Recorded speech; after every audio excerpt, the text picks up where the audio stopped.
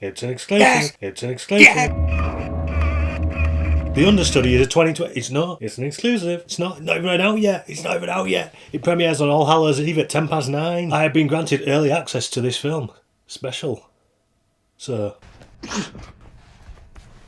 The Understudy is a short ghost film about the lengths an actor will go to get the main part. He's here! So right off the bat, I love the humour in this. There's sort of thing about horror films that people think that they have to be serious all the time, and it does not always work that way. I think a lot of time, I think with any sort of film, if you go with just one tone or one emotion, after a while you just get numb to it, and that's the worst thing that you want in a horror film. You need those peaks and troughs to keep people excited and to keep them watching. I think if you just have that one tone, you don't have that. And people don't really try to mix humour with it, even though it's one of the most effective ways to do it, I think.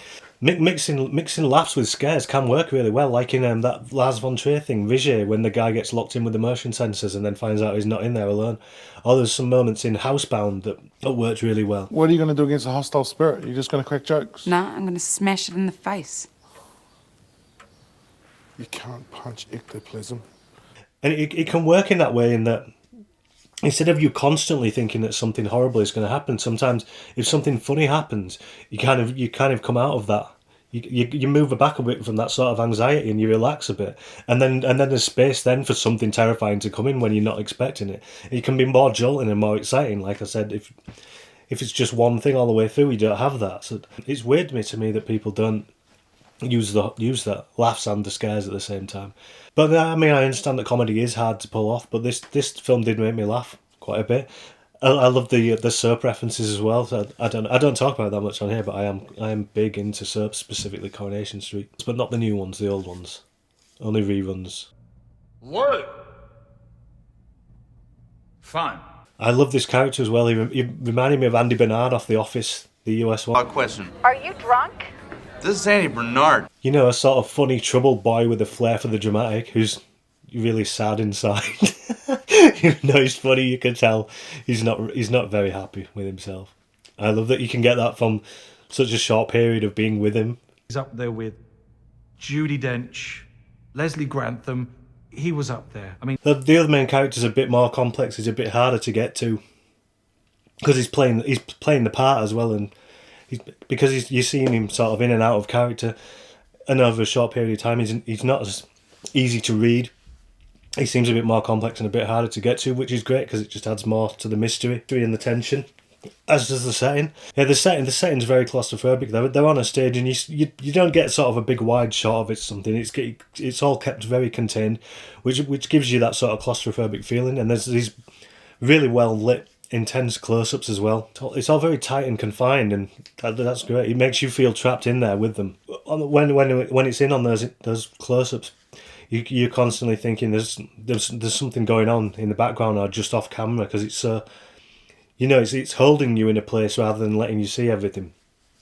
I thought it was very good that it suggests that, because it holds back on what's actually going on. I love that the mystery of it's building up very slowly, and the score does that as well. And that it's very sort of subtle. Like like I said, the close-ups, you'll get a bit of a yeah or something.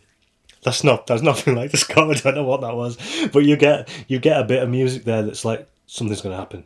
Something's gonna happen. But I love that the music it doesn't go over the top. I think people forget a lot when they make films. They rely on the music too much. Like, I think sometimes they'll edit to the music, and it's really sort of obviously there, and they forget that a score is supposed to be an underscore. Like, that's what this film does.